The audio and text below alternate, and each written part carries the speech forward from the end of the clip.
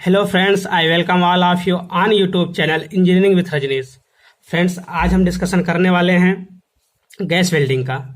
तो gas welding में हम आज देखेंगे ऑक्सी एसिटिलीन गैस वेल्डिंग क्या होती है, इसका सेटअप क्या है, प्रिंसिपल क्या है, इसकी एप्लीकेशन कहाँ कहाँ है, इन सब का डिटेल एनालिसिस इस वीडियो में करने वाले हैं। देखो, फर्स्ट ऑफ ऑल इसको हम ऑक्सी एसिटिलीन गैस वेल्डिंग क्यों बोलते हैं। देखो, ऑक्सी मतलब होता है ऑक्सीजन, ऑक्सी मतलब होता है ऑक्सीजन, एसिटिलीन मतलब एसिटिलीन। मीन्स इन दोनों गैस का यूज करके हम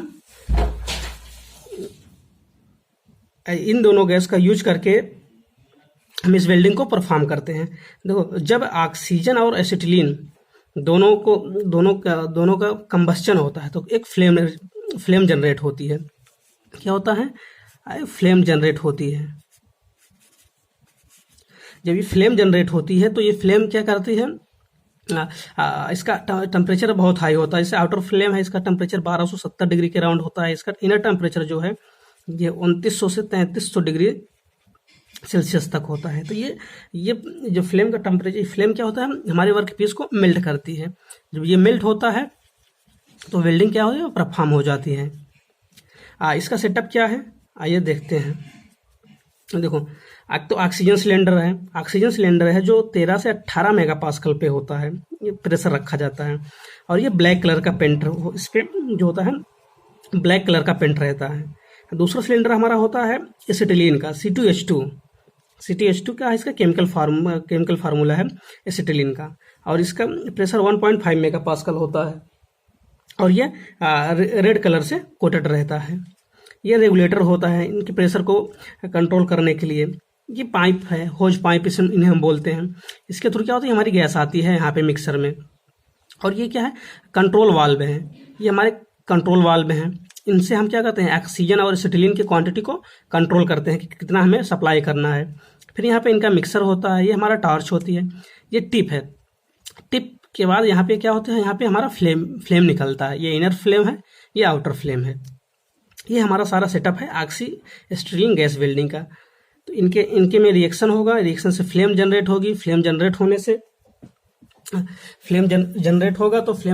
से हमारा वर्क पीस मेल्ट हो जाता है। तो देखते हैं फ्लेम जो इसकी जनरेट होती है कैसा है। देखो, अब जो हीट जनरेट होती है with the help of flame से हीट जनरेट होती है। लेकिन फ्लेम से कैसे जनरेट होती है? Flame is generated by the combustion of fuel gases and oxygen. अब फ्यूल गैसेज हमारे कौन कौन से हो सकते हैं? ये तो एसिटिलीन हो सकता है, प्रोपिलीन हो सकता है, प्रोपेन हो सकता है, हाइड्रोजन हो सकता है, नेचुरल गैस हो सकता है डिपेंडिंग अपॉन कि हम किस फ्यूल गैस का यूज कर रहे हैं। यहाँ पे हम एसिटिलीन का यूज कर रहे हैं, इसीलिए एसिटिलीन और ऑक्सीजन का यूज कर रहे हैं, इसीलिए इसका नाम ऑक्सी एसिटिलीन गैस वेल्डिंग है। इसमें जो प्रिंसिपल फ्यूल गैस होती है हमारी क्या होती है, एसिटिलीन होती है। इस वेल्डिंग में कोई प्रेशर की नीड नहीं होती है। फ्लेयर मटेरियल को हम यूज भी कर सकते हैं, नहीं भी यूज कर सकते हैं। जैसे ये है, ये हमारा टिप है, तो यहाँ पे हम ऐसे फिलर मटेरियल लगा देते हैं। ये क्या है, हमारा फिलर मटेरियल है। कब यूज करते हैं? जब थिकनेस 5 mm से ज़्यादा हो जाए। जब थिकनेस 5 mm से ज़्यादा हो जाती है तब हम फिलर मटेरियल का यूज कर सकते हैं, अदरवाइज हम फिलर मटेरियल का यूज नहीं करते हैं। तो देखो, इसका जो फ्लेम यहाँ पे जो फ्लेम जनरेट होती है, जैसे ये हमने बताया था, जैसे यहाँ पे देखना आप, जो फ्लेम हमारी जनरेट होती है ये इनर टिप होती है। जैसे आप अगर देखे हो वेल्डिंग शॉप पे, जहाँ पे गैस वेल्डिंग होती रहती है, तो वहाँ पे 2 तरह की फ्लेम निकलती है। एक तो इनर फ्लेम होती है, एक आउटर फ्लेम होती है। जो आउटर फ्लेम होती है इसका टेम्परेचर कम होता है। इसका टेम्परेचर अप्रोक्स 1275 डिग्री सेल्सियस के अराउंड होता है। और जो इनर फ्लेम होती है इसका टेम्परेचर 2900 से 3300 डिग्री सेल्सियस वेरी करता है, डिपेंडिंग अपॉन कौन सी फ्लेम यूज कर रहे हैं। आप नेचुरल फ्लेम यूज कर रहे हैं, या फिर ऑक्सीडाइजिंग फ्लेम यूज कर रहे हैं, या कार्बोराइजिंग फ्लेम यूज कर रहे हैं। और यहाँ पे हमें क्या हाईएस्ट टेम्परेचर मिलता है। ये जो इनर फ्लेम है ये मेल्टिंग के लिए यूज की जाती है। मेल्टिंग पर्पज के लिए यूज होता है। ये जो आउटर फ्लेम है ये हमारा प्री हीटिंग के लिए यूज होता है, प्री हीटिंग के लिए। यहाँ पे क्या हमें लेस टेम्परेचर मिलता है, बट टेम्परेचर लेस मिलता है, लेकिन यहाँ पे हमें क्या मिलता है, हाई हीट जनरेशन होता है, हाई हीट जनरेशन होता है, हाई हीट जनरेशन होता है। यहाँ पे हमारा टेम्परेचर तो हाई है, टेम्परेचर जो है हाई मिलता है, बट लो हीट का जनरेशन होता है। यहाँ से हमें हीट कम मिलती है, लो हीट जनरेशन होता है। आई होप आपको समझ में आया होगा। देखते हैं, देखो ये हमारा इनर फ्लेम हो गया, ये आउटर फ्लेम हो गया। आउटर फ्लेम का टेम्परेचर 1275 डिग्री सेल्सियस के अराउंड होता है। ये जो आउटर फ्लेम होता है हमारा प्री हीटिंग के लिए यूज होता है, इसका टेम्परेचर कम होता है और यहाँ पे हाई हीट जनरेशन होता है और ये प्री हीटिंग के लिए यूज होता है। और दूसरा फिर क्या है, इनर फ्लेम, इसका टेम्परेचर 2900 से 3300 डिग्री सेल्सियस मेल्टिंग पर्पज के लिए यूज होता है। ये इसका टेम्परेचर हाई होता है, यहाँ पे लो हीट जनरेशन होता है। तो इनके बीच में ये फ्लेम जनरेट कैसे होती है, इनके बीच में क्या होता है कि एक केमिकल रिएक्शन होती है।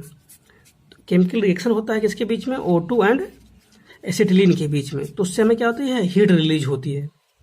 तो आइए देखते हैं इसको कौन कौन सी रिएक्शन होते हैं। देखो जो रिएक्शन होता है हमारा एक्सोथर्मिक रिएक्शन होता है। एक्सोथर्मिक रिएक्शन वह रिएक्शन होता है जिससे हमें हीट रिलीज होती है। और दूसरा होता है एंडोथर्मिक रिएक्शन।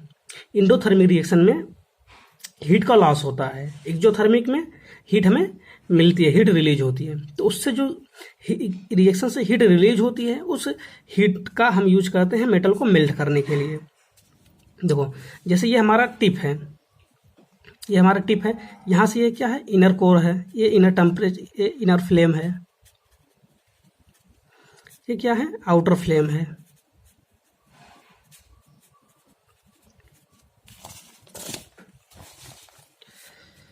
ये आउटर फ्लेम है। अब देखो, अब जो यहाँ पे इनर फ्लेम में क्या होता है, प्राइमरी रिएक्शन होता है। आउटर फ्लेम में क्या होता है, सेकेंडरी रिएक्शन होता है। देखो अब प्राइमरी रिएक्शन जो है ये हमारा एसिटिलीन है, एसिटिलीन सिलेंडर से आया है और ये हमारा ऑक्सीजन है। इन दोनों को कंबस्चन से पहले क्या बनता है, 2CO plus H2O plus delta H1। ये क्या है, हीट है, उससे क्या हुआ, कुछ हीट रिलीज हुई। और जो यहाँ पे हमें टेम्परेचर मिलता है, ये टेम्परेचर हमें अप्रॉक्स 2900 से 3300 डिग्री सेल्सियस तक मिलता है। और इस प्राइमरी से ये जो यहाँ पे ऑक्सीजन हमें लेते हैं प्राइमरी रिएक्शन में, ये हमारा क्या है, ऑक्सीजन सिलेंडर से मिलता है, सिलेंडर से लेते हैं। और यहाँ पे हमें क्या होता है, ये टिप प्राइमरी रिएक्शन हमारी कहाँ पे होती है, एट द टिप। ये टिप पे हमारी प्राइमरी रिएक्शन होती है। इससे हमें क्या, यहाँ पे क्या होता है, हमें लेस हीट का जनरेशन होता है, लेस हीट जनरेटेड।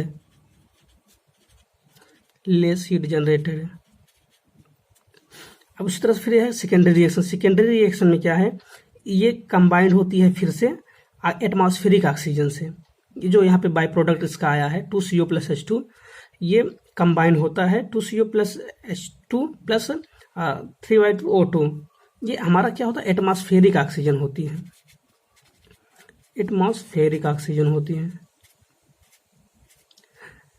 जो सेकेंडरी रिएक्शन होता है वो हमारा, उसमें जो ऑक्सीजन यूज होता है वो कहाँ से यूज होता है, एटमॉस्फेयर से। मीन्स यहाँ जो एटमॉस्फेयर में ऑक्सीजन होती है उस ऑक्सीजन की हेल्प से सेकेंडरी रिएक्शन परफॉर्म होती है।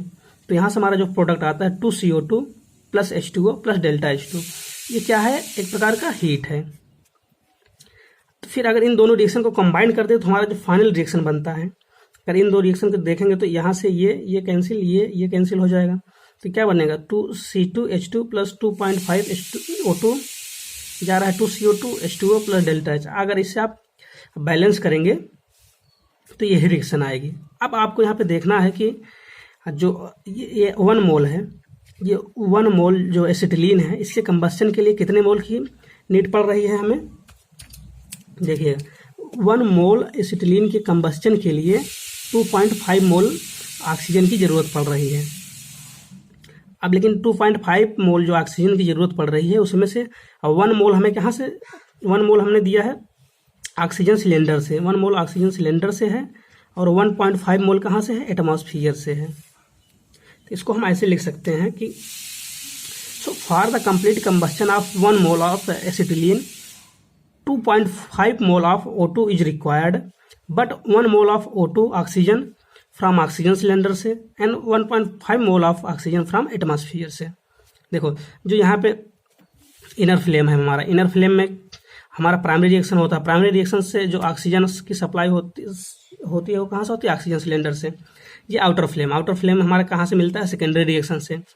सेकेंडरी रिएक्शन से में हम जो ऑक्सीजन का यूज करते हैं कहाँ से यूज करते हैं, एटमॉस्फेयर से यूज करते हैं। और तीसरी बात क्या ध्यान में रखना है कि 1 मोल एसिटिलीन के कंप्लीट कंबस्चन के लिए हमें 2.5 मोल ऑक्सीजन की ज़रूरत पड़ती है। अब अगर इसके वॉल्यूम फ्लो रेट को कंट्रोल किया जाए, देखो जैसे ये है, अगर ये कंट्रोल वाल्व जो हैं इनके थ्रू अगर हम ऑक्सीजन की मात्रा कम कर देते हैं तो हमारी दूसरी तरफ हमें कार्बोराइजिंग फ्लेम मिलती है। अगर हम एसिटिलीन की मात्रा कम कर दें, ऑक्सीजन की बढ़ा देते हैं तो हमें ऑक्सीडाइजिंग फ्लेम मिलती है। अगर दोनों को एक बराबर मिक्स किया जाए तो हमें नेचुरल फ्लेम मिलती है, जैसे ये है। तो इसमें जो होता है O2 और C2H2 का जो रेशियो होता है वो 1:1 होता है। ऑक्सीडाइजिंग में क्या है, O2 C2H2 का जो रेशियो होता है ये 1.15 से 1.5 तक होता है। कार्बोराइजिंग फ्लेम में क्या है, ऑक्सीजन की मात्रा कम हो जाती है, एसिटिलीन की मात्रा बढ़ जाती है। इसका जो रेशियो होता है 0.85 से 0.95 होता है। ये नेचुरल फ्लेम, ऑक्सीडाइजिंग फ्लेम और कार्बोराइजिंग फ्लेम क्या होती है, इन सब का डिस्कशन हम एक नेक्स्ट वीडियो में करेंगे। और देखो क्या है, जैसे ये हमारा जो एसिटिलीन सिलेंडर है, एसिटिलीन सिलेंडर को हम ये क्या होता है, बहुत ही एक्सप्लोसिव नेचर का होता है, इसलिए हम इसको स्टोर करते हैं सिलेंडर में with the help of porous calcium silicate, और फिर हम इसको फिल करते हैं एसीटोन से। जैसे ये देखिए आप, क्या है कि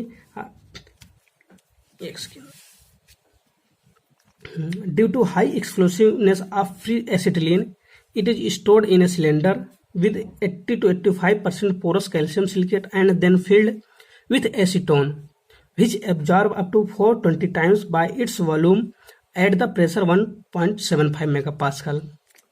कि उसको स्टोर करते हैं क्योंकि बहुत ज़्यादा एक्सप्लोसिवनेस होता है। But at the time of acetylene release, जब वहाँ से हम एसिटिलीन रिलीज होती है, कहाँ से, ये कंट्रोल वॉल्यूम के थ्रू से जब हम एसिटिलीन को रिलीज करते हैं, यहाँ से जब एसिटिलीन रिलीज होती है, अगर इसके साथ एसीटोन आ जाता है, एसीटोन आता है, acetone comes with acetylene, the flame would give a purple colour. Flame को क्या हमारा कलर चेंज हो जाता है और क्या हो जाता है, वो पर्पल कलर हो जाता है। इसके एप्लीकेशन की बात करें तो नेचुरल फ्लेम में क्या है, माइल्ड स्टील को वेल्ड कर सकते हैं, low carbon steel, alloy steel, aluminium alloy steel, lead cast iron. Oxidising flame में किसका यूज करते हैं हम, copper based alloy, zinc based alloy का वेल्डिंग करते हैं। कार्बोराइजिंग फ्लेम में किस चीज़ को वेल्ड करते हैं, हाई कार्बन स्टील है, कास्ट आयरन है, निकल बेस्ड एलॉय है, इन सब का वेल्डिंग करते हैं। आपको टाइप्स ऑफ फ्लेम क्या है, नेचुरल फ्लेम क्या होती है, ऑक्सीडाइजिंग फ्लेम क्या होती है, कार्बोराइजिंग फ्लेम क्या होती है, इसके लिए हम आपको एक सेपरेट वीडियो बनाएंगे। आई होप आपको समझ में आया होगा कि गैस वेल्डिंग क्या होता है, इसका प्रिंसिपल क्या होता है। Thank you for watching this video.